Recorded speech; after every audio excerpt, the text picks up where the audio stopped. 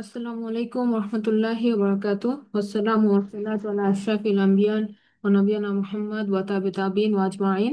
রব্বি ইশরাহ লি সাদরি ওয়া ইয়াসসির লি আমরি ওয়াহলুল উকদাতাম মিন লিসানি ইয়াফকাহু কওলি। রব্বি জিদনি ইলমা রব্বানা জিদনা ইলমা রব্বানা জিদনা ইলমা।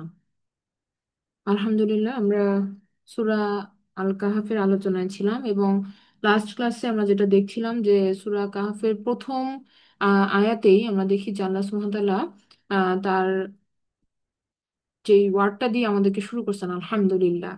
হ্যাঁ, তারপরে আমরা দেখলাম যে কি কি কারণে আল্লাহ সুবহানাহু ওয়া তাআলা এই কথাটাকে বা এই ফ্রেজটাকে আলহামদুলিল্লাহ এই ফ্রেজটাকে আমরা দেখেছিলাম লাস্ট ক্লাসে যে কোরআনের বিভিন্ন জায়গায় কি কি প্রেক্ষাপটে ইউজ করে থাকেন আর সূরা কাহাফে কিভাবে এই 6টা প্রেক্ষাপটই একই সাথে ইউজ হচ্ছে। হ্যাঁ, এটা একটা মানে কম্পারিজন যেটা যেটা বোঝার জন্য আমরা লাস্ট ক্লাসটা আমরা দেখেছিলাম। তো এটারই ওভারভিউ করে আজকে আবার শুরু করছি। সেটা আমরা বলছি যে আলহামদুলিল্লাহ এই ফ্রেজটা আল কোরআনে 23টা জায়গায় আছে। সেখানে যে প্রেক্ষাপটগুলোতে এই ফ্রেজটা ইউজ হয়েছে সেগুলো আমরা যদি অ্যানালাইজ করি তখন আমরা দেখব যে এই 6টা ক্ষেত্রে সেটা ব্যবহৃত হয়েছে। কি কি? প্রথমে আমরা দেখি যে যখনই আল্লাহ সুবহানাহু ওয়া তাআলা নিজেকে অভিব্যক্ত করেন, আমাদের সামনে উপস্থাপন করেন, তখন এই আলহামদুলিল্লাহ ফ্রেজটাকে আমরা দেখি। যেমন সূরা ফাতিহাতে আমরা দেখছি যে আলহামদুলিল্লাহ রব্বিল আলামিন আর রহমানির রহিম মালিকি ইয়াউমিদ্দিন। তো এখানে আমরা দেখছি যে এখানে যে ইন্ট্রোডাকশন আল্লাহ সুবহানাহু ওয়া তাআলার দেওয়া হচ্ছে, তিনি নিজেকে পরিচয় করে দিচ্ছেন আমাদের সামনে, তখন আমরা শুরুতেই দেখলাম যে আলহামদুলিল্লাহ ইউজ হচ্ছে। আবার একটা ব্যাপার এখানে আছে যে কি কি কথা আল্লাহর সাথে প্রযোজ্য নয়, মানে আল্লাহ সুবহানাহু ওয়া তাআলা কি কি জিনিস তার জন্য প্রযোজ্য সেটা যেমন আমরা জানলাম, একইভাবে কোন কোন জিনিস তার জন্য প্রযোজ্য না সেটাও কিন্তু যখন বলা হয় তখনও আলহামদুলিল্লাহ এই ফ্রেজটা ইউজ হয়। যেমন এটার এক্সাম্পল আজকে আমরা দেখব সূরা ইসরা, যেটা কিনা সূরা আল কাহাফের পূর্ববর্তী সূরা, মানে 17 নম্বর সূরা। সেই সূরাতেও আমরা দেখবো যে একটা কানেকশন আছে 17 নম্বর সূরাটির সাথে 18 নম্বর সূরা সূরা আল কাহাফের একটা অসাধারণ মিল আছে। তো সেটা আমরা কানেক্ট করার চেষ্টা করবো আজকে ইনশাল্লাহ। সেকেন্ড যে পয়েন্টটা ছিল যে people of Jannah will address, আমরা দেখেছিলাম লাস্ট ক্লাসে যে জান্নাতবাসীরা তারা যখন রিওয়ার্ড গুলা পাবে জান্নাতে তখন তারা আল্লাহ সুবহানাহু ওয়া তাআলার শুকরিয়া জ্ঞাপন করে এই ফ্রেজটাকে বলবে আলহামদুলিল্লাহ। হ্যাঁ, এখানে এরপরে আমরা দেখেছি যে ভবিষ্যৎ সংক্রান্ত যেই মানে ভয় প্রদর্শন বলেন অথবা ভবিষ্যৎ সংক্রান্ত যে মানে নির্দেশনাগুলো আল্লাহ সুবহানাহু ওয়া তাআলা আমাদেরকে দিয়ে থাকেন, সেটা দেওয়ার কারণে মানে আমাদেরকে ওয়ার্নিংটা দেওয়ার কারণে কিন্তু আমরা আল্লাহ সুবহানাহু ওয়া তাআলার প্রতি কৃতজ্ঞ, এবং ওই লাইনগুলোতে আলহামদুলিল্লাহ দেখা যায়। তারপর আমরা দেখি যে যে কোনটা সঠিক আর কোনটা সঠিক নয়, এই যে মানদণ্ডটা আল্লাহ সুবহানাহু ওয়া তাআলা যখন আমাদের সামনে তুলে ধরেন বিভিন্ন উপমার মাধ্যমে বা বিভিন্ন কম্প্যারিজনের মাধ্যমে, তখন কিন্তু আমরা আলহামদুলিল্লাহ ফ্রেজের ব্যবহারটা দেখি। সেকেন্ড, ফিফথ নাম্বার যেটা হচ্ছে যে শত্রুর পরাজয় যখন ঘোষণা হয় তখন কিন্তু এই আলহামদুলিল্লাহ ফ্রেজটা দেখা যায়। আর 6 নম্বর যেটা আল্লাহ সুবহানাহু ওয়া তাআলা তার নবীদের প্রতি বা রাসূলদের প্রতি যখন অনুগ্রহ করে থাকেন তখন কিন্তু এই আলহামদুলিল্লাহ ফেজটা ইউজ করে থাকেন। এগুলার প্রত্যেকটারই কোরআন থেকে রেফারেন্স উদাহরণ আমরা লাস্ট ক্লাসে দেখেছিলাম। আমি জাস্ট আজকে আবার একটু রিভিউ করলাম যে এই 6টার কনসেপ্টই আমরা কিন্তু কোথায় দেখেছি, আমরা সূরা আল কাহফের মধ্যে দেখতে পাইছি। হ্যাঁ, যেমন আমরা যদি প্রথম আয়াতেই দেখি যে আল্লাহ সুবহানাহু ওয়া তাআলা তার নিজের আল্লাহ সুবহানাহু ওয়া তাআলা তার বান্দার প্রতি যে কোরআন নাজিল করেছেন, হ্যাঁ তার মানে নবীর প্রতি যে অনুগ্রহ করেছেন সেটা এখানে উল্লেখিত হচ্ছে। তারপরে আমরা দেখি যে সেখানে একটা ভয়ের আমাদের একটা সতর্কবার্তা আছে। আমরা দেখি যে আল্লাহ সুবহানাহু ওয়া তাআলা বলছেন যে এমন একটা কিতাব যেটা কিনা যেটার মধ্যে কোনো বক্রতা নাই, হ্যাঁ তার মানে এটা রাইট এবং রংকে সঠিকভাবে দণ্ডায়মান রাখে। তো এরপর আমরা দেখলাম যে আমাদের একটা যে যুদ্ধ হবে সেটার যে এরকম সতর্কবাণী দেওয়া হচ্ছে। তারপরে যুদ্ধের পরিণতিটাতে কি হবে, সেখানে জান্নাতের কথা আসছে যে যারা কিনা সাকসেসফুল হবে তাদের জন্য আল্লাহ সুবহানাহু ওয়া তাআলা একটা গ্রেট রিওয়ার্ড রাখছেন। তার মানে এখানে একটা দল যারা জয়ী হবে তাদের রিওয়ার্ডটা হচ্ছে জান্নাতে তাদের একটা বিরাট রিওয়ার্ড তারা পাবে।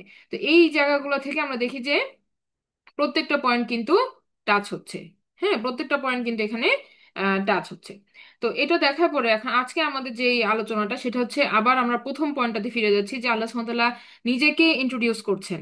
হ্যাঁ, এবং একই সাথে ইন্ট্রোডাকশনের মধ্যে দুইটা কথা কি বললাম, যে কি আল্লাহ সুবহানাহু ওয়া তাআলার জন্য কি কি প্রযোজ্য, এটা যেরকম আল্লাহ সুবহানাহু ওয়া তাআলার পরিচিতির মধ্যে পড়ে, সে একইভাবে কি কি জিনিস প্রযোজ্য নয় সেটাও আল্লাহ সুবহানাহু ওয়া তাআলার পরিচিতির মধ্যে পড়ে। তো এটা এখন আমরা একটু দেখি যে কিভাবে। যেমন সূরা ইসরা 17 নম্বর সূরা, সূরা আল কাহাফের ঠিক পূর্ববর্তী সূরাটা, সেটার লাস্ট লাইনটা মানে 111 নম্বর আয়াতে বলা হচ্ছে, আউযু বিল্লাহি মিনাশ শাইতানির রাজিম, ওয়াকুলিল হামদুলিল্লাহিল্লাযী লাম ইয়াত্তাখিজ ওয়ালাদান ওয়া লাম ইয়াকুল লাহু শারীকুন ফিল মুলক।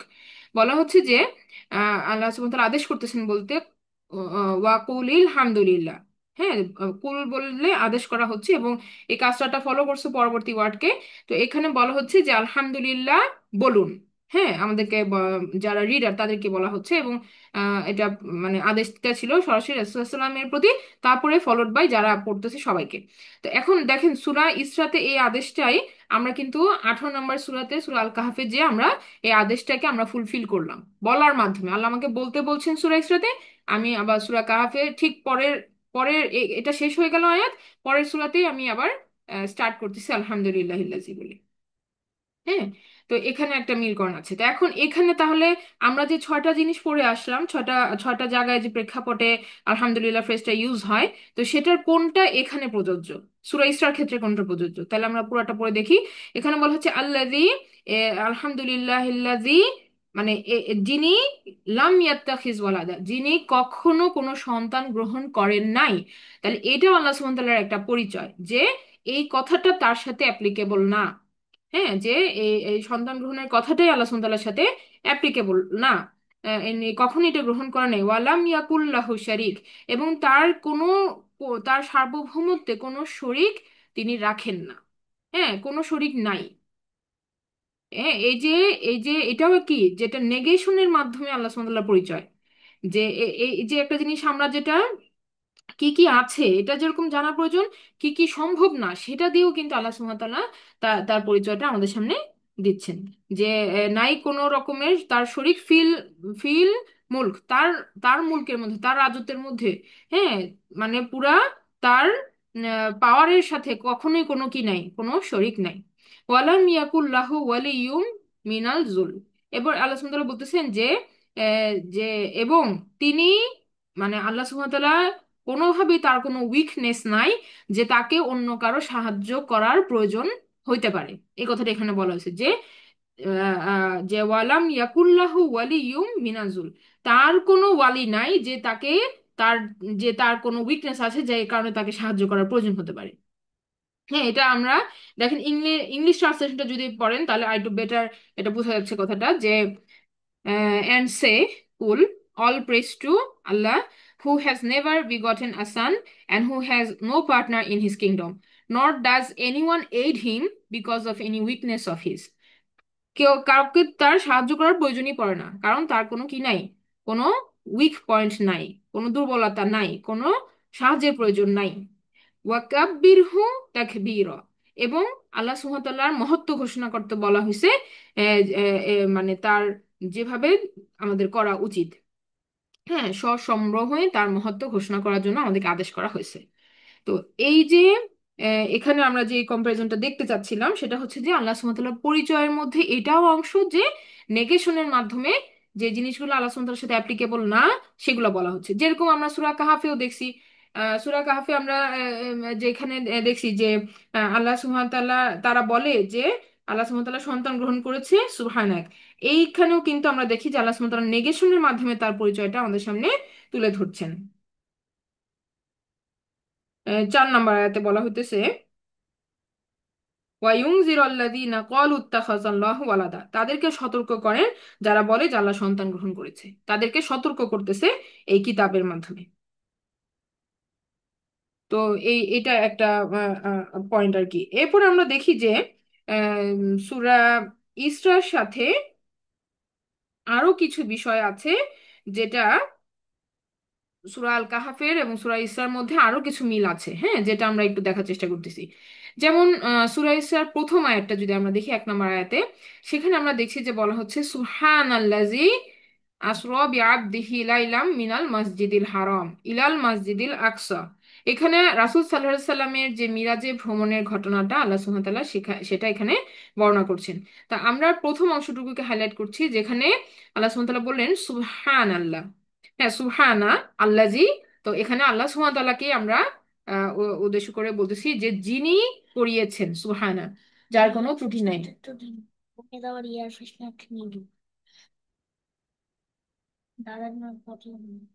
তো এখানে যে ব্যাপারটা আমরা লক্ষ্য করি, সুবহানা কথাটার অর্থ কি? সুবহানা কথাটার অর্থ হচ্ছে যে যার কোনো ত্রুটি নাই। সাব্বাহা থেকে আসছে। সাব্বাহা মানে হচ্ছে সাব্বাহা আমরা যদি বলি যে রুট ওয়ার্ড যেটা, সেটার অর্থ হচ্ছে সাঁতার কাটা। হ্যাঁ, এখন মনে হতে পারে যে এইটার সাথে, সাঁতার কাটার সাথে কিভাবে সুবহানা শব্দটা রিলেটেড। ব্যাপারটা এরকম যে আমরা যখন পানির উপরে ভেসে থাকার চেষ্টা করি, সেটাই হচ্ছে কি, আমরা পানির উপরে ভেসে থাকার চেষ্টাটাই তো সাঁতার কাটা। তো এখন আমরা যদি এভাবে চিন্তা করি যে এই পানির নিচের অংশটা হচ্ছে অল নেগেটিভ, আর পানির উপরের অংশটা এয়ার, যেটা এয়ারটা হচ্ছে অল পজিটিভ। তো আমরা মানুষ যখন সাঁতার কাটতেছি, আমরা তখন কি করতেছি? আমরা পজিটিভে থাকার চেষ্টা করতেছি, নেগেটিভ থেকে উপরে থাকার চেষ্টা করতেছি। সিমিলারলি আমরা যখন সুবহান আল্লাহ বলছি, তখন আমরা আল্লাহ সুবহান তাআলাকে অল পজিটিভ বলতেছি, অল দ্য টাইম উপরে রাখার চেষ্টা করছি, এবং সমস্ত নেগেটিভ গুলাকে আমরা ক্যান্সেল আউট করতেছি। হ্যাঁ, তো এভাবে সুবহান আল্লাহ অর্থ হচ্ছে আল্লাহর কোনো রকমের কোনো ত্রুটি নাই। এরপরে এটা বলার পরে আল্লাহ সুবহানাহু ওয়া তাআলা এই ঘটনাটাকে বিস্তারিত বর্ণনা করলেন যে যিনি স্বীয় বান্দাকে রাত্রিবেলায় ভ্রমণ করিয়েছিলেন মসজিদুল হারাম থেকে মসজিদুল আকসা পর্যন্ত, হ্যাঁ, যার চারিদিকে আমি পর্যাপ্ত বরকত দান করেছি যাতে আমি তাকে কুদরতের কিছু নিদর্শন দেখিয়ে দেই। রাসূল সাল্লাল্লাহু আলাইহি সাল্লামকে অ্যাড্রেস করে বলা হচ্ছে যে তাকে কিছু আয়াত আল্লাহ সুবহানাহু ওয়া তাআলা দেখাইতে চেয়েছেন। হ্যাঁ, যেগুলোর জন্য তাকে ভ্রমণ করানো হয়েছে। হ্যাঁ, এই one place to another place, এই জিনিসটা আমরা বিশ্বাস করি। তো এখন আমরা এই সূরা ইসরার সাথে সূরা কাহাফের মিলকরণের মধ্যে আরেকটা জিনিস কি দেখলাম, যে এখানেও আল্লাহ সুবহান তাআলার প্রশংসা দিয়ে শুরু হইলো, সুবহান আল্লাহ বা সুবহান আল্লাজি দিয়ে। আর সূরা কাহাফে প্রথম আয়াতে আমরা কি দেখেছি যে আলহামদুলিল্লাহিল্লাজি। তার মানে দুইটাই কিন্তু আল্লাহ সুবহান তাআলার গুণবাচক মানে প্রশংসা, এবং দুটার মাধ্যমেই কিন্তু একটা কমপ্লিটনেস আসে। দুইটা সূরার এই প্রথম উচ্চারণটা দিয়ে কিন্তু একটা কমপ্লিটনেস আসে, একটা আরেকটাকে কমপ্লিট করতেছে, এরকম একটা এসেন্স কিন্তু এখানে আমরা পাই। ওকে, এখন আসেন আমরা আরেকটু যদি এই ইন ডিটেলসে যাই, যে আমরা দেখব যে এই সেকেন্ড যে আয়াতটা সূরা ইসরা, সেখানে বলা হচ্ছে যে ওয়া আতাইনা মূসাল কিতাবা ওয়া জাআলনাহু হুদাল লিবানি ইসরাঈলা আল্লা তাত্তাখিযু মিন দুনি ওয়াকিলা। যে আল্লাহ সুবহানাহু ওয়া তাআলা বলছেন যে আমরা মূসাকে কিতাব দিয়েছি। এখন আমরা জানি যে মুসা আলাহিসাল্লামকে কোন কিতাব দেওয়া হয়েছে? তাওরাত দেওয়া হয়েছে। তো এখানে আল কিতাব বলতে তাওরাতকে বোঝানো হচ্ছে। একইভাবে আমরা দেখি যে একটা কিতাবের কথা সূরা কাহফে আসছে, সেখানে কি বলা হচ্ছে যে আলহামদুলিল্লাহিল্লাজি আনজালা আলা আবদিহিল কিতাবা, আমার আব্দের উপরে একটা কিতাব নাজিল করা হয়েছে। তো এখন এখানে কোন কিতাব, সূরা কাহাফে কোন কিতাব, সেটাকে ক্লিয়ার আউট করার জন্য আল্লাহ সুবহানাহু ওয়া তাআলা পরবর্তীতে বলছেন ওয়ালাম ইয়াজা আল্লাহু ইওয়াজা, যার মধ্যে নাই কোনো বক্রতা।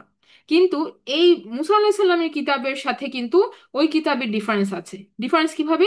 আমরা যদি আরেকটু দেখি যে এই মুসা আলাইহিস সালামের কিতাবের কথা আল্লাহ সুবহানাহু ওয়া তাআলা ডিটেলসে কি বললেন, যে ওয়াজআলনাহু হুদাল লিবানি ইসরাইল, এটা নাজিল হয়েছে শুধুমাত্র বনি ইসরায়েলের গাইডেন্সের জন্য, তাওরাত। তো বনি ইসরায়েলের কাউমটা তো ওই রাসূলের ওই সময়টার জন্য প্রযোজ্য। হ্যাঁ, এবং এটা এমন না যে এটা গাইডেন্স সকলের জন্য। আল্লাহ সুবহানাহু ওয়া তাআলা এখানে কিন্তু লিমিট করে দিয়েছেন যে এটা প্রেফারেন্সটা ছিল ওই সময়কালে বনি ইসরায়েলদের জন্য।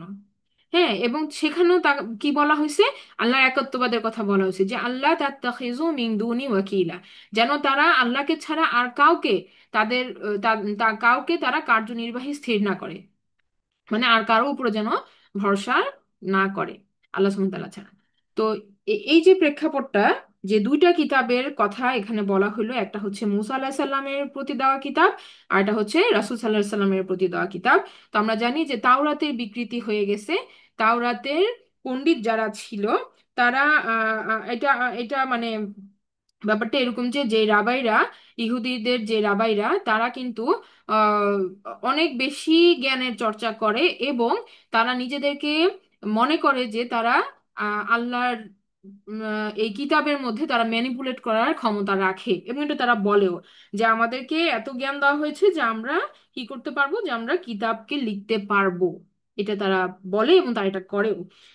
অ্যান্ড সো এই সমস্ত তাদের এই কারণে, তাদের এই ম্যানিপুলেশনের কারণে তাদের কিতাবের কিন্তু আর কি নাই, ওই যে যেটা যেটা কিনা কোরআনের জন্য আল্লাহ সুবহানাহু ওয়া তাআলা বলছেন যে ওয়ালাম ইয়াজআল্লাহু ইওয়াজা, এই স্টেটমেন্ট কিন্তু অ্যাপ্লিকেবল না তাওরাতের জন্য।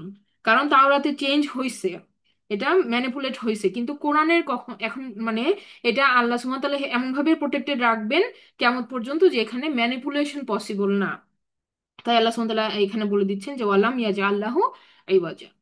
তো এটা আরেকটা রেফারেন্স আমরা দেখলাম যে দুইটা কিতাবের মধ্যে একটা ডিফারেন্স আছে। তারপরে তো আরেকটা আরেকটা ব্যাপার আছে যে, আরেকটা ব্যাপার হচ্ছে যে বনি ইসরায়েলদের প্রতি নাজিল হওয়া এই কিতাব, মানে যেটা সূরা ইসরাতে আসছে, সেটা বেসিক্যালি আমরা যেটা জানি যে এরা ডিসেন্ডেন্টস অফ, এটাকে আমরা এখন বর্তমানে কি বলি, বনি ইসরায়েলদেরকে ইহুদি বলি। ঠিক আছে, ইহুদিদের প্রতি নাজিল হওয়া কিতাব, মানে এই সূরাটা ডেডিকেটেড টু বনি ইসরাইল, মানে যারা আমরা এখন যাদেরকে আমরা ইহুদি বলে বুঝি। আর সূরা কাহাফ হচ্ছে যেখানে আল্লাহ সুবহানাহু ওয়া তাআলা যে 4 নম্বর আয়াতে যে সতর্ক বার্তাটা দিলেন যে ওয়া ইউনজিরাল্লাযী ক্বালু ইত্তাখাযাল্লাহু ওয়ালাদা, যে যারা বলে, তাদেরকে সতর্ক করার জন্য যারা বলে যে আল্লাহ সন্তান গ্রহণ করেছেন। এই সূরা কাহাফের 4 নম্বর স্টেটমেন্টটা থেকে আমরা বুঝতে পারি যে ইট ইজ ফর খ্রিস্টান। এটা হচ্ছে তাদেরকে সতর্ক করার জন্য যারা ঈসা আলাইহিস সালামকে আল্লাহর পুত্র হিসাবে ঘোষণা করে। তাহলে দুইটা সূরা দুইটা গ্রুপ অফ পিপলকে অ্যাড্রেস করতেছে। সূরা ইসরা ইহুদিদেরকে সতর্ক করতেছে, আবার সূরা কাহাফে খ্রিস্টানদেরকে ওয়ার্নিং দেওয়া হচ্ছে যে তারা যেন এই ধরনের কথা যেটা বলে, এই ধরনের কথার ব্যাপারে তারা সতর্ক হয়। হ্যাঁ, কারণ আল্লাহ সুবহানাহু ওয়া তাআলা এই সমস্ত ত্রুটি থেকে মুক্ত। তো এই এই দুটা জিনিস থেকে আমরা আরো যেটা দেখবো সেটা হচ্ছে যে খ্রিস্টানদের খ্রিস্টানদের যে ধারণাটা, এই ধারণাটা কিভাবে আসলো, স্টোরিটা তারা নিজেরা বিল্ড আপ করছে। এই ঈসা আলাইসাল্লাম কিন্তু আল্লাহর একত্ববাদেরই ঘোষণা দিয়েছেন। উনি কখনোই বলেন নাই আমার ইবাদত করো, বরং তিনি বলছেন যে আমার রবের ইবাদত করো।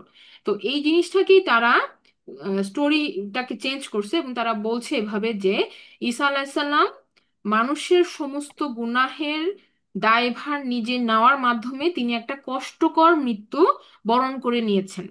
এর ফলে মানুষের সমস্ত গুনাহের বিপরীতে তার এই মৃত্যুটাই হচ্ছে কি, মানুষের ক্ষমার জন্য যথেষ্ট। তাহলে যে কেউ বিশ্বাস করবে যে ঈসা আলাইসাল্লাম আল্লাহর পুত্র, তাহলে তার আর কোনো হিসাব হবে না, সে জান্নাত পেয়ে যাবে। এইটা হচ্ছে একটা মানে তাদের বানানো স্টোরি, যেটা তারা প্রিচ করে এবং বিশ্বাস করে। আরেকটা ঘটনা হচ্ছে তারা ট্রিনিটিতে বিশ্বাস করে। ট্রিনিটি হচ্ছে একটা এমন একটা মতবাদ যেখানে তারা মানে আল্লাহর একত্ববাদের বিপরীতে যে তারা তিনটা গডের একটা কম্বাইন্ড থিওরি নিয়ে আসছে। হ্যাঁ, যেটা আমরা একটা ক্লাসে একদিন বলছিলাম। সো এই যে ভুল একটা ধারণা, এটা তারা কিন্তু খ্রিস্টানরা প্রিচ করে। অন আদার হ্যান্ড ইহুদিদের কিন্তু এটা নাই, কিন্তু তারা আবার নিজেরাই এত নিজেদেরকে পণ্ডিত মনে করে যে তারা কিতাবকেই চেঞ্জ করে ফেলে, এবং নিজেরাই লেখে কিতাবকে, এবং বলে যে এটা আল্লাহর তরফ থেকে আসছে, এটাও তারা করে ফেলে। তো দুটা গ্রুপের প্রবলেম যে যে দুটাকে আমরা অ্যাড্রেস করলাম, তো এটা এই দুইটা সূরার মধ্যে কাভার আপ হচ্ছে। আচ্ছা, এখন একটা ব্যাপার দেখেন যে মুসা আলাহিসাল্লামের কথা দুইটা সূরাতেই আমরা পাবো। যেমন এখানে আল্লাহ সুবহানাহু ওয়া তাআলা মুসা আলাহিসাল্লামকে সরাসরি অ্যাড্রেস করে বললেন যে মুসার প্রতি দেওয়া কিতাবের কথাটা। হ্যাঁ, আবার আমরা জানি যে সূরা আল কাহাফেও মুসা আলাহিসাল্লামের একটা স্টোরি আছে। তো ঘটনা হচ্ছে যে এই দুই জায়গাতে আমরা মুসা আলাহিসাল্লামের দুইটা ভিন্ন রূপ দেখতে পাই, দুইটা ভিন্ন পার্সোনালিটি দেখতে পাবো। মুসা আলাহিসাল্লাম as a prophet, as a human being, ওনার দুইটা পার্সোনালিটি, একটা হচ্ছে এক্সট্রোভার্ট বা বহির্মুখী পার্সোনালিটি যেটাকে আমরা বলতে পারি, আর একটা হচ্ছে ইন্ট্রোভার্ট বা অন্তর্মুখী পার্সোনালিটি। এখন দুইটা পার্সোনালিটি, এই যে দুইটা গ্রুপ যাদেরকে অ্যাড্রেস করে সূরাগুলো নাজিল হয়েছে, এই দুটো গ্রুপকে অ্যাট্রাক্ট করে। ইহুদিরা এক্সট্রোভার্ট পার্সোনালিটিটাকে পছন্দ করে। ইহুদিরা বোল্ড এবং এই যে স্পিচ দিবে, বক্তা, জোরালো পার্সোনালিটি, এই ধরনের ইয়েটাকে খুব পছন্দ করে। যেমন মুসা আলাহিসাল্লাম যে তাদেরকে বনী ইসরায়েলদেরকে ফেরাউনের কবল থেকে সমুদ্র ভাগ করে পার করে নিয়ে আসছে। এইটা তাদের মানে তারা এটা নিয়ে খুব প্রাউড ফিল করে। হ্যাঁ, তো তারা কি কি পছন্দ করতেছে? মুসা আলাহিস সাল্লামের যেই মানে যে লিডারশিপ, এটাকে তারা পছন্দ করতেছে। তার যে অ্যাক্টিভিটি, সেটাকে তারা, যেটা বাইরে দেখতে পাওয়া যাচ্ছে, এটাকে তারা পছন্দ করতেছে। তো আল্লাহ সুবহানাহু ওয়া তাআলা কিন্তু এই কারণেই সূরা ইসরাতে এই জিনিসটাকে অ্যাড্রেস করছেন। অন দ্য আদার হ্যান্ড, খ্রিস্টানরা আবার ভিন্ন পার্সোনালিটিকে পছন্দ করে। তারা ইন্ট্রোভার্ট পার্সোনালিটিটাকে পছন্দ করে। রিসার্চ করবে, গবেষণা করবে, পড়াশোনা, হ্যাঁ, বা এই যে লার্নিং ক্যাপাসিটির একটা মানে একটা উইলিংনেস, কিউরিসিটি, এগুলো খ্রিস্টানরা পছন্দ করে। তো আল্লাহ সুবহানাহু ওয়া তাআলা দেখা যাচ্ছে যে সূরা কাহাফে কিন্তু ওই পার্সোনালিটিটাকে তুলে ধরছেন মুসা আলাহিস সাল্লামের, যেখানে উনি নিজেই একজন কি, উনি জ্ঞান জ্ঞানের খোঁজে উনি বের হয়েছেন, যে আমি আমার থেকে জ্ঞানী কে আছে, আমি তার থেকে আমি কিছু শিখবো।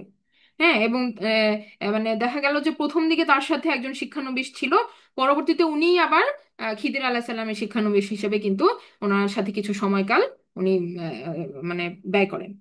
সো এই যে দুইটা ডিফারেন্ট পার্সোনালিটি মুসা আলাহিস সাল্লামের অ্যাড্রেসিং দুইটা ডিফারেন্ট গ্রুপ, এটাও কিন্তু এই দুইটা সূরার একটা সুন্দর কম্পারিজন। আচ্ছা, এখন আমরা চলে আসি আরেকটা কথাতে, সেটা হচ্ছে এই দুটো সূরার মধ্যে আদম আলাইহিস সালামের প্রেজেন্টেশন আছে। হ্যাঁ, আদম আলাইহিস সালামের প্রেজেন্টেশন আছে। এবং ভিন্ন একটা ইয়াতে আদম আলাইহিস সালামের সেই ঘটনাটা, যেখানে ইবলিসকে বলা হয়েছিল যে সেজদা করো, এই কথাটা আসছে। আমরা যদি দেখি এখানে, যেমন দেখতে পাচ্ছেন সূরা ইসরার 61 নম্বর আয়াতে বলা হচ্ছে, ওয়া ইজ কুলনা লিল মালাইকাতি ইসজুদু লি আদামা ফাসাজাদু ইল্লা ইবলিস। যখন স্মরণ করো, যখন আমি ফেরেশতাদেরকে বললাম যে আদমকে সেজদা করো। হ্যাঁ, আদমকে, এখানে যদিও ডাইরেক্ট এখানে বলছে আদমকে সেজদা করো, কিন্তু আমরা জানি গ্রামাটিক্যালি যে এখানে বলা হচ্ছে যে যে উজুদু লি আদামা, লি আছে সামনে একটা, আপনারা অ্যারাবিক ওয়ার্ডটাতে দেখতে পাচ্ছেন লি আদামা। সো মানে আদমের জন্য সেজদা, কথাটা হচ্ছে এরকম। তো ঠিক আছে, আমরা এই ডিটেলস এখন যাচ্ছি না। তো সেজদা করার আদেশ করছেন আল্লাহ সুবহানাহু ওয়া তাআলা। ফাসাজাদু, সকলেই তারা করলো, ইল্লা ইবলিস, এক্সেপ্ট ইবলিস, ইবলিস ছাড়া।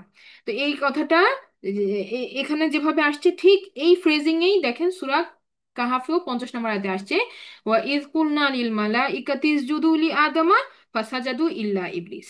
এইটুকু একদম একদম মানে কমন, এই এই প্রথম অংশটুকু ফেস টু ফেস এখানে কমন। পরবর্তীতে আয়াতের পরবর্তী অংশে আমরা দেখতে পাই যে সূরা কাহাফে আল্লাহ সুবহানাহু ওয়া তাআলা বলতেছেন যে লেটার অন, যে কানা মিনাল জিন্নি, এই ইবলিসকে বর্ণনা করতেছেন যে ইবলিস হচ্ছে সে জিনদের অন্তর্ভুক্ত। কানা মিনাল জিন্নি ফাফাসাকা আন আমরি রব্বি, এবং এই কারণেই সে তার পালনকর্তার আদেশকে অমান্য করলো। কারণ আমরা জানি যে জিনদেরকে আল্লাহ সুবহানাহু ওয়া তাআলা ইচ্ছা শক্তি দিচ্ছেন, মানুষদেরকেও দিচ্ছেন, মানুষ আর জিন এই দুইটা গ্রুপকেই আল্লাহ সুবহানাহু ওয়া তাআলা ইচ্ছা শক্তি দিচ্ছেন। আল্লাহর আদেশকে তারা মান্য করবে, আবার অমান্য করতে তারা পারে, এই যে একটা চয়েস, এটা আল্লাহ সুবহানাহু ওয়া তাআলা জিন এবং মানব জাতিকে দিছেন। কিন্তু মালাইকাদের এটা দেন না। মালাইকাদেরকে আল্লাহ সুবহানাহু ওয়া তাআলা যা কমান্ড করবে, তাদের ওই ইচ্ছাই আসবে না কখনো যে আমি এটা ডিনাই করব। দে উইল ডু দ্যাট, ওটাই ওরা করবে। ওদের কোনো অপশনের কোনো ইচ্ছা শক্তিটাই আল্লাহ সুবহানাহু ওয়া তাআলা ওদেরকে দেয় না। তো এই জায়গাটাতে আল্লাহ সুবহানাহু ওয়া তাআলা বলে দিলেন যে ইবলিস কি করলো, সে চুজ করলো not to follow the command. সেটা চুজ করছে যে আমি আদেশ মানবো না। এটা করে সে করতে পারছে এই কারণেই যে সে ছিল জিনদের অন্তর্ভুক্ত, যেটা আমরা এখানে এই লাইন থেকে বুঝতে পারলাম। আর আরেকটা ব্যাপার দেখি এখন সূরা ইসরাতে আল্লাহ সুবহানাহু ওয়া তাআলা পরের অংশটাতে কি বললেন, যে কলা, এবার ইবলিস কি কথাটা বলছে সেটা আল্লাহ সুবহানাহু ওয়া তাআলা এখানে আমাদেরকে বলে দিচ্ছেন, যে কলা আসজুদু বিমান খলাকতা তিনা, আমি কি তাকে সিজদা করব যে যাকে আপনি মাটি থেকে তৈরি করছেন। মানে সে বলতে চাচ্ছে যে আমি তো নূরের তৈরি, তা আমি কি তাকে সিজদা করব যাকে আপনি মাটি থেকে তৈরি করেছেন। বলার মাধ্যমে সে কি করলো, সে আহ, নিজেকে নিয়ে অহংকার করলো, নিজেকে নিয়ে অহংকার করলো। আর আরেক আরেকটা সৃষ্টিকে সে মানে নিচু করলো। এই যে একটা জিনিস সে করলো। তো এখন এই দুটা জিনিস ডিফারেন্ট ভাবে আল্লাহ সুবহানাহু ওয়া তাআলা বর্ণনা করছেন দুইটা জায়গায়, দ্যাট ইজ ফাইন। কিন্তু আর একটু ডিটেলসে যদি আপনি চিন্তা করেন, যে এখানে আমরা একটু আগে বলতেছিলাম যে সূরা ইসরাটা আসছে ফোকাসড অন বনি ইসরাইল, বনি ইসরাইল ফলোয়ার্স অফ বা ডিসেন্ডেন্ট, যারা আমরা এখন যাদেরকে আমরা বলি ইহুদি। তো তাদের একটা বৈশিষ্ট্য হচ্ছে যে তারা কিন্তু এই শয়তানের এই আচরণটাকে তারা ফলো করে। সেটা কি? অহংকারী। তা আমরাই সর্বে সর্বা, আমরাই শ্রেষ্ঠ। হ্যাঁ, এবং অন্য আর কাউকে কি কোনো গণ্য করা হচ্ছে না, এইটা তাদের একটা বৈশিষ্ট্য যেটা ইবলিসের ছিল, যেটা আল্লাহ সুবহানাহু ওয়া তাআলা এখানে তুলে ধরছেন। এবং এই যে তারা নিজেদেরকে ব্লু ব্লাড মনে করে যে আমরাই রয়্যাল, আমরাই সব, এই কারণেই কিন্তু তারা রাসূল সাল্লাল্লাহু আলাইহি সাল্লামকেও অস্বীকার করেছিল। যদিও তারা রাসূল সাল্লাল্লাহু আলাইহি সাল্লামের, তাকে দেখার পরে বা তার কথা শোনার পরেই তারা বুঝছে যে this is prophet, this is last prophet. কিন্তু কেন ওনাকে মেনে নেয় নাই? কারণ ছিল তারা এটা মানতে পারে নাই যে রাসূল সাল্লাল্লাহু আলাইহি সাল্লাম আরব বংশোদ্ভূত এবং তিনি আসছেন বনি ইসমাইলের বংশ থেকে। কারণ তারা প্রথম থেকেই বনি ইসমাইলকে কার্সড প্রফেট বলতো, মানে অভিশপ্ত নবী, অভিশপ্ত বলতো, এই কারণে যে তার বংশধরের মধ্যে আর কোনো নবী রসুল আসেননি ইসমাইল আলাইহিস সালামের পরে। লাস্ট প্রফেট রাসূল সাল্লাল্লাহু আলাইহি সাল্লাম আসছেন। তো এই ব্যাপারটা তাদের, এই যে অহংকার, যে আমরাই হতেছি মানে এত এত এত প্রফিট আমাদের থেকে আসছে। হ্যাঁ, এই যে এই একই আচরণ ইবলিস কিন্তু দেখাইছে ওই সময়, যে আমি নূরের তৈরি আর এই মাটির তৈরি জিনিসকে আমি কেন মানবো। তো লাইক লাইক দিস, এই এই আচরণটাই একটা গ্রুপের মধ্যে দেখা যাচ্ছে। আর আরেকটা গ্রুপের কথা আমরা কি বললাম, যে সূরা কাহাফের যে বর্ণনাটা আমরা দেখি যে সে ছিল জিনদের অন্তর্ভুক্ত। এটা আল্লাহ সুবহানাহু ওয়া তাআলা কাদেরকে অ্যাড্রেস করতে বলতেছেন? খ্রিস্টানদেরকে অ্যাড্রেস করে বলতেছেন। কেন? কারণ খ্রিস্টানরা ওখানেও একটা গল্প বানাইছে। সেই গল্পটার মধ্যে তারা কি বলতে চাচ্ছে, যে যে ইবলিস হচ্ছে একটা ফলেন এঞ্জেল, ফলেন এঞ্জেল। হ্যাঁ, যে কিনা মানে ফেরেশতা ছিল, ফেরেশতাদের দলভুক্ত ছিল, কিন্তু সে কি হয়েছে, সে আহ, মানে সে যেহেতু আদেশ অমান্য করছে এই জন্য সে নিচে নেমে গেছে। কিন্তু আল্লাহ সুবহানাহু ওয়া তাআলা ক্লিয়ার করে কি বলে দিছেন, যে সে ফেরেশতাদের অন্তর্ভুক্তই ছিল না, সে প্রথম থেকেই জিন ছিল। এমন না যে সে পরে জিন হয়ে গেছে, সে জিনই ছিল। হ্যাঁ, কিন্তু এই এই জিন হওয়ার কারণেই তার ইচ্ছা শক্তিটাকে সে অ্যাপ্লাই করছে, সে আল্লাহর আদেশকে মানে নাই। সো ওই স্টোরি যে তারা বলে যে ফলেন এঞ্জেল বা ডিসেন্ডেন্ট এঞ্জেল এরকম, এগুলা প্রযোজ্য নয়, আল্লাহ সুবহানাহু ওয়া তাআলা এখানে ক্লিয়ার আউট করে দিচ্ছেন। ওকে। আর আরেকটা ব্যাপার, এখানে গ্রামার দিয়েও বোঝা যায় এভাবে, যে এই যে জাদু, এই জায়গাটাতে দেখেন যে সবাই সেজদা করলো। যদি ইবলিস একই দলভুক্ত হইতো তাহলে ইল্লা ইবলিসু হইতো, এখানে সায়ের উপরে পেশ হইতো। তো সেটা না হয়ে এখানে জবর হওয়ার মাধ্যমেও একটা ডিফারেন্স তৈরি হয়েছে। তো এটা বোঝা যায় যে ইবলিস is from a different group, ইবলিস একই দলভুক্ত না। এটা গ্রামার দিয়েও মুফাসসিরিনে আমরা ব্যাখ্যা করেছেন। আবার এমনিতেও আল্লাহ সুবহানাহু ওয়া তাআলা তো বলেই দিয়েছেন যে হি ইজ ফ্রম জিন, সে হতেছে জিনদের অন্তর্ভুক্ত। আচ্ছা, আলহামদুলিল্লাহ। এখন আমরা যেটা বলতে চাচ্ছি সেটা হচ্ছে যে এইটা তো গেল আমাদের কম্পারিজনটা, আরো কিছু কম্পারিজন আছে। আপনারা যদি সূরা ইসরাটাকে একবার পড়েন তাহলে আপনি একটা লিঙ্ক খুঁজে পাবেন, যে there is something very close relation between this two সূরা। এই দুটা সূরার মধ্যে মানে কম্পারিজন করার মতো আরো কিছু বিষয়াদি আছে। হ্যাঁ, তো এটা পড়লে পরে এই ধারণাটা আপনাদের আর একটু ইয়া হবে। আপনারা যদি টাইম করে একটু দেখেন, অন্তত অনুবাদটাও যদি দেখেন, ইনশাল্লাহ এটা আমাদের উপকারে আসবে। আর এখন আমরা যেটা বলতে চাচ্ছি, যে আমরা এই কম্পারিজনটা কেন নিয়ে আসলাম, কারণ আল্লাহ সুবহানাহু ওয়া তাআলা একটা রিজনে এই সিকোয়েন্সটাকে সাজাইছেন আল কোরআনে। আল কোরআন কিন্তু এভাবে সূরা বাই সূরা 1 নাম্বার 2 নাম্বার 3 নাম্বার করে আসে নাই, এটা আমরা জানি। যে রাসূল সাল্লাল্লাহু আলাইহি সাল্লামের জীবনে 23 বছর ধরে বিভিন্ন সময়ে প্রেক্ষাপটে বিভিন্ন সূরার কোন সূরার এই আয়াত, কোন সূরার অন্য আয়াত, এভাবে করে করে আসছে। কিন্তু পরবর্তীতে জিবরাইল আলাইহিস সালাম রাসূল সাল্লাল্লাহু আলাইহি সাল্লামকে কিন্তু এই সিরিয়ালটা এভাবেই নির্দেশনা দিয়ে গেছেন। তো সেইভাবে এটা সজ্জিত হয়েছে।